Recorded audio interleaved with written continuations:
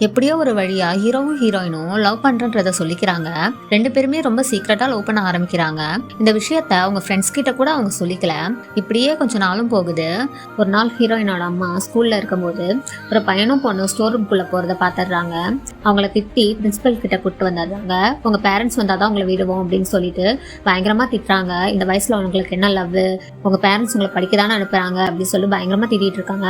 இதை கேட்ட கோவப்பட்ட அந்த பொண்ணு, உங்க பொண்ணு மட்டும் என்ன ஒழுக்கமா, அவளும் தான் லவ் பண்ணிட்டு சுத்திட்டு இருக்கா, அதெல்லாம் கேட்க மாட்டீங்களா அப்படின்னு சொல்லிட்டு பயங்கர கோவமா கத்துறா. இதை கேட்ட ஹீரோயினோட அம்மா ரொம்பவே கோவப்பட்டு ஹீரோயினோட பேக் எடுத்துட்டு வர சொல்றாங்க.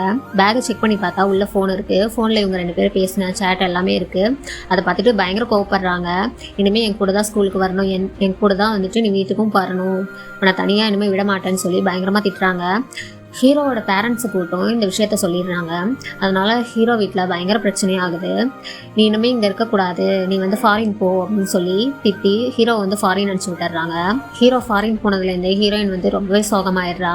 இப்படியே கொஞ்சம் வருஷமும் போகுது. ஹீரோயின் ஸ்கூல் முடிச்சு காலேஜே போயிட்டா.